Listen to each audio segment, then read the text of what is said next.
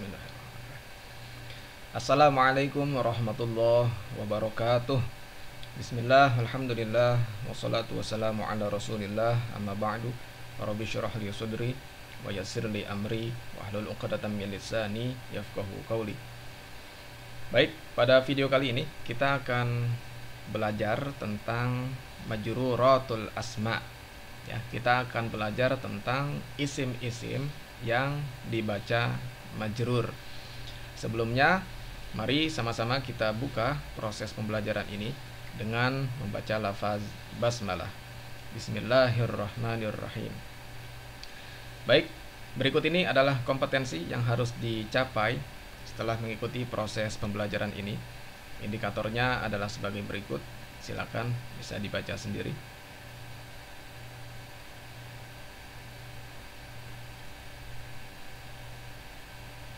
Baik, langsung saja kita masuk ke materi tentang majruratul asma, ya, isim-isim yang dibaca majrur.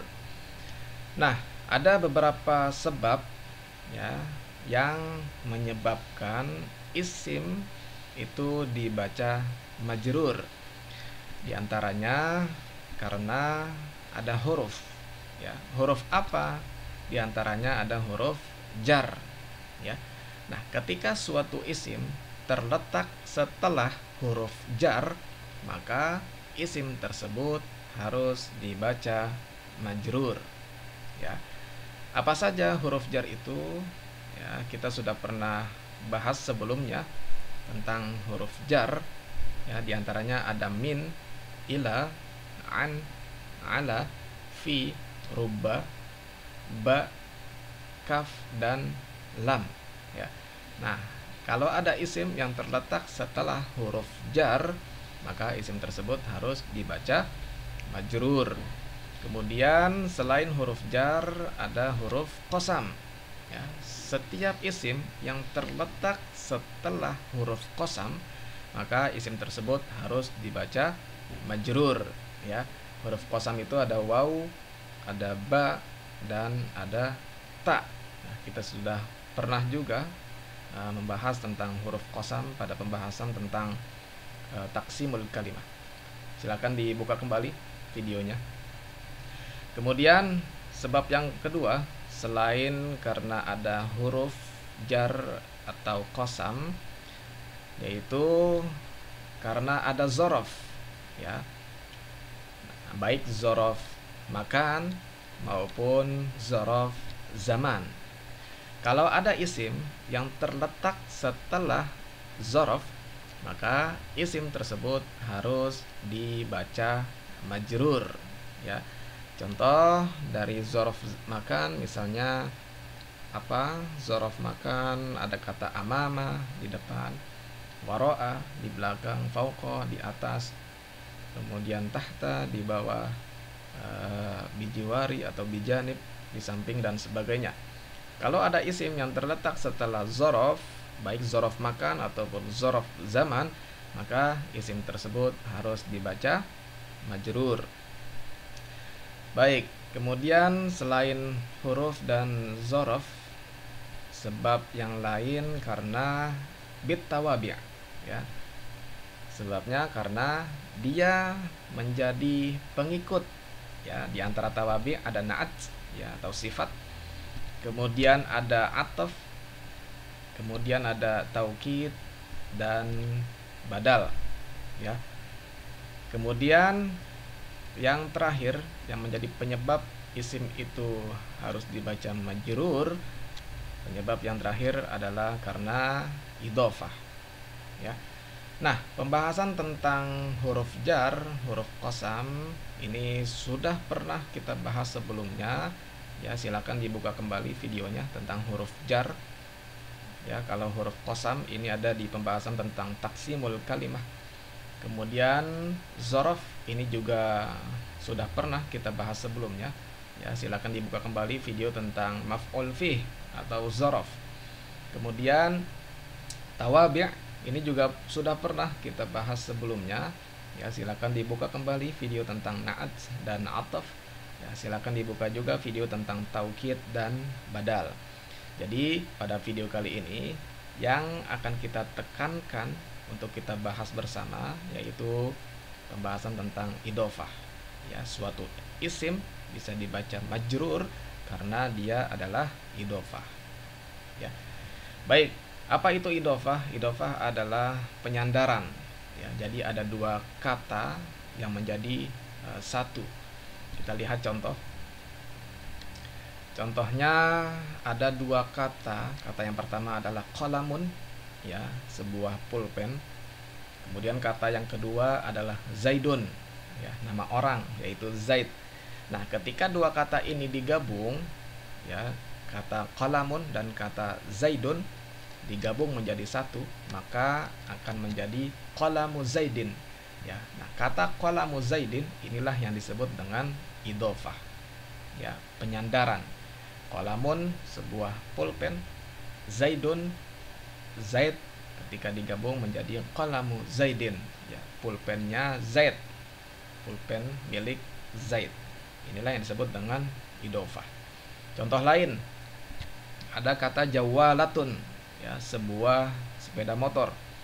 Kemudian ada kata muwazzafatun, ya, seorang pegawai perempuan. Ketika digabung menjadi satu, maka kata ini akan menjadi jawalatu muwazzafatin. Ya, jawalatu muwazzafatin, sepeda motor pegawai perempuan. Ya, seperti itu. Inilah yang disebut dengan idhofah. Kemudian contoh lain, ada kata maktabun, sebuah meja. Kemudian ada kata ar-rajulani, dua orang laki-laki. Ketika kata maktabun, ya, digabung menjadi satu dengan kata ar-rajulani, maka akan menjadi maktabur rajulaini. Ya. Kemudian kita lihat contoh selanjutnya, ada kata sayyaratun dan kata al-mudarrisatani. Ya, sayyaratun sebuah mobil, al-mudarrisatani dua orang guru perempuan. Ketika digabung menjadi satu, maka menjadi sayyaratul mudarrisataini. Ya. Kita lihat contoh yang lain. Ada kata baitun, sebuah rumah. Kemudian ada kata al-muslimuna. Ketika baitun dengan kata al-muslimuna digabung, maka akan menjadi baitul muslimina. Kita lihat contoh yang lain, ada kata kurrasatun, ya, banyak buku tulis. Kemudian ada kata at-talibatu, ya, banyak siswi perempuan. Ketika digabung menjadi satu, maka akan menjadi kurrasatut talibati. Kemudian contoh terakhir, kita lihat ada kata kutubun, ya, banyak buku. Kemudian ada kata al-auladu, ya, anak-anak kecil. Ketika digabung menjadi satu, maka menjadi kutubul auladi. Inilah yang disebut dengan idhofah, ya, penyandaran. Nah, kata yang pertama qalamun inilah yang disebut dengan mudhaf, ya, sedangkan kata yang kedua zaidun, ya, ini disebut dengan mudhafun ilaih. Nah, isim yang dibaca majrur itu adalah mudhafun ilaih. Ya, setiap mudhafun ilaih harus dibaca majrur. Ya, yang tadinya zaidun, ya, ketika dia diidhofahkan, disandarkan dengan kata qalamun, maka kata zaidun ini menjadi majrur, ya, dibaca zaidin. Begitu pula dengan kata muwazzafatun, ketika diidhofatkan dengan kata jawalah, maka dia dibaca majrur menjadi jawalatu muwazzafatin, ya. Begitu pula dengan isim tasniyah, ya, musanna. Ketika dia diidhofatkan, kata rajulani diidhofatkan kepada kata maktabun, maka akan menjadi maktabur rajulaini, ya, bukan rajulani tapi menjadi rajulaini, karena isim ini harus dibaca majrur. Kemudian begitu pula dengan musanna yang muannas, ya. sayyaratun mudarrisatani. Ketika diidofatkan maka akan menjadi sayyaratul mudarrisataini, ya, bukan mudarrisatani tapi mudarrisataini karena harus dibaca majrur. Begitu pula baitun dengan al-muslimuna. Kata al-muslimuna ketika diidofatkan dengan kata baitun maka dibacanya bukan muslimuna tapi baitul muslimina, ya, harus dibaca majrur. Begitu pula dengan kurrasatun dengan kata at-talibatu, ya, ketika kata at-talibatu diidofatkan dengan kata kurrasatun maka akan menjadi kurrasatut talibati, ya, harus dibaca majrur, ya, kasroh. Begitu pula dengan kata aulad, ya, jamak taksir, ketika diidofatkan dengan kata kutubun maka akan menjadi kutubul auladi, ya, harus dibaca majrur. Nah, inilah isim yang dibaca majrur, diantaranya karena dia berkedudukan sebagai mudhofun ilaih. Ya, kata yang kedua, ya, ini disebut dengan mudhofun ilaih dan harus dibaca majrur. Sedangkan mudhof, ya, mudhof kata yang pertama ini tidak harus dibaca rofa, ya, bisa juga dibaca nasab, bisa juga dibaca majrur, ya. Untuk lebih jelas kita lihat contoh kalimat pada slide selanjutnya. Baik, contohnya adalah hadza qalamu Zaidin, ya, ini pulpen Zaid. Kata Zaidin ini adalah mudhofun ilaih, harus dibaca majrur, dan kata qalamu ini adalah mudhaf, ya, dan kata qalamu dibaca dhammah karena dia sebagai khobar yang dibaca rofa. Nah, bagaimana contoh yang nasab? Contohnya asta'iru qalama Zaidin, ya, aku meminjam pulpen Zaid. Nah, di sini dibaca qalama karena dia sebagai maf'ul bih, ya. Ini mudhaf yang dibaca nasab. Ini dibaca rofa qalamu, kalau ini dibaca nasab qalama. Dan mudhafun ilaih tetap dibaca majrur Zaidin. Nah, bagaimana mudhaf yang dibaca jar? Contohnya aktubu biqalami Zaidin, ya, aku menulis dengan pulpen Zaid. Dibaca qalami karena ada huruf jar, ada bi di sini, ya. Jadi mudhaf itu, ya, bisa dia dibaca rofa, bisa juga dibaca nasab, bisa juga dibaca jar. Sedangkan mudhafun ilaih itu harus dibaca majrur, ya, Zaidin. Oke. Kita lihat contoh yang kedua. Dzalika kitaba ustadzin, ya, dzalika kitaba ustadzin. Itu adalah dua buku ustadz, ya. Nah, kitaba ustadzin ini adalah idhofah, ya. Kata asalnya adalah kitabani, ya, dua buku. Ini adalah musanna, kitabani, dua buku. Dan kata ustadzun, ya, guru atau ustadz. Ketika diidhofahkan maka mudhof yang tadinya ada nun, yang tadinya adalah kitabani, maka ketika diidhofatkan, ya, nunnya hilang, ya. Tidak boleh ada kata tidak boleh ada huruf nun di sini. Jadi nggak boleh dibaca dzalika kitabani ustadzin, ya, nunnya harus hilang. Ini mudhof dalam kedudukan rofa. Bagaimana dalam keadaan nasab? Contohnya wada'tu kitabai ustadzin, ya, aku meletakkan dua buku ustadz, ya. Yang tadinya kita bani, ketika dalam keadaan nasab menjadi kita baini, ya. Nah, ketika dia sebagai mudhof maka nunnya hilang, ya, jadi nggak boleh dibaca wada'tu kita baini ustadzin, harus dihilangkan nunnya menjadi wada'tu kita bai ustadzin. Begitu pula dalam keadaan jar, ya, nunnya juga dihilangkan. Umsiku bi kita bai ustadzin. Saya memegang dua buku ustadz. Ya, nunnya hilang. Kita lihat contoh selanjutnya. Tilka sayyarata al-muwazzafaini. Itu dua mobil seorang pegawai. Asalnya sayyarotani, ya, isim musanna, dua mobil. Nah, karena dia diidofatkan maka nunnya harus hilang.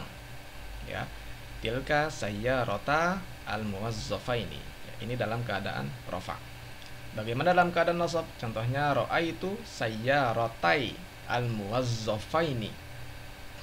Aku melihat dua mobil seorang pegawai. Nunnya hilang. Ya, karena dia sebagai mudhaf. Contoh yang jar, raqibna bisayyaratai al-muwazzafaini. Ya, karena dia sebagai jar, ya, maka dibacanya sayyarataini. Nah, ketika dia sebagai mudhaf, ya, maka nunnya hilang. Jadi raqibna bisayyaratai al-muwazzafaini. Seperti itu. Kita lihat contoh yang lain. Ada kalimat jaa muwazzaful madrasati. Asalnya adalah muwazzafuna, jamak muzakkar salim. Ya, ketika dia sebagai mudhaf maka nunnya hilang. Jadi jaa muwazzaful madrasati. Ini contoh yang rafa, muwazzafu. Bagaimana contoh yang nasab? Contohnya adalah ra'aitu muwazzafi al-madrasati. Ya, asalnya adalah muwazzafina al-madrasah. Tapi ketika dia sebagai mudhaf maka nunnya harus dihilangkan. Maka menjadi ra'aitu muwazzafi al-madrasati. Bagaimana contoh yang jar? Contohnya salamtu ala muwazzafi al-madrasati. Ya, sebagai mudhaf maka nunnya harus dihilangkan. Ya, kalau mudhafun ilaih harus dibaca jar. Ya, kalau mudhafun ilaihnya harus dibaca jar semuanya. Kalau mudhaf, ya, itu boleh dibaca rafa, bisa juga dibaca nasab, bisa juga dibaca jar sesuai dengan kedudukannya dalam kalimat. Maka dapat kita simpulkan kaidah tentang idhofah bahwa yang pertama, mudhaf tidak bertanwin dan tidak beralif lam. Ya, setiap mudhaf tidak bertanwin, ya, qalamu, qalama, qalami. Enggak boleh dibaca qalamun zaidin, ya, tidak bertanwin, dan juga tidak beralif lam. Ya, jadi bukan dibaca hadza al-qalamu, itu salah. Ya, mudhaf itu tidak bertanwin dan tidak beralif lam. Kemudian kaidah yang kedua, mudhaf dapat dibaca rafa, nasab atau jar, ya, sesuai dengan kedudukannya. Bisa dibaca rafa, qalamu, bisa dibaca nasab, qalama, bisa dibaca jar, qalami, sesuai dengan kedudukannya di dalam kalimat. Kaidah yang ketiga, jika mudhaf berbentuk musanna atau jamak muzakkar, maka huruf nun dihilangkan. Ketika musanna yang tadinya kita bani, ya, ketika dia mudhaf maka nunnya dihilangkan. Sayyarotani dihilangkan nunnya. Muwazzafuna dihilangkan nunnya karena dia sebagai mudhaf. Kemudian kaidah yang selanjutnya, mudhafun ilaih harus dibaca jar. Ya, mudhafun ilaih harus dibaca jar semuanya. Zaidin, ustadzin, muwazzafaini, ya, madrasati, ya, semuanya harus dibaca jar mudhafun ilaih. Kemudian kaidah yang terakhir, mudhafun ilaih dapat berupa nakirah atau ma'rifat. Zaidin ini adalah ma'rifat karena dia adalah isim alam. Ustadzin ini adalah nakirah. Ya, jadi mudhafun ilaih itu dapat berupa isim nakirah, bisa juga berupa isim ma'rifat, ya, ada alif lamnya atau isim alam. Baik, sekira ini tentang idhofah, tentang majruratul asma, isim-isim yang dibaca majrur. Untuk selanjutnya kita bisa diskusi lebih lanjut di timeline kelas. Terima kasih dan mohon maaf. Allahumma fiqh. Wassalamualaikum warahmatullahi wabarakatuh.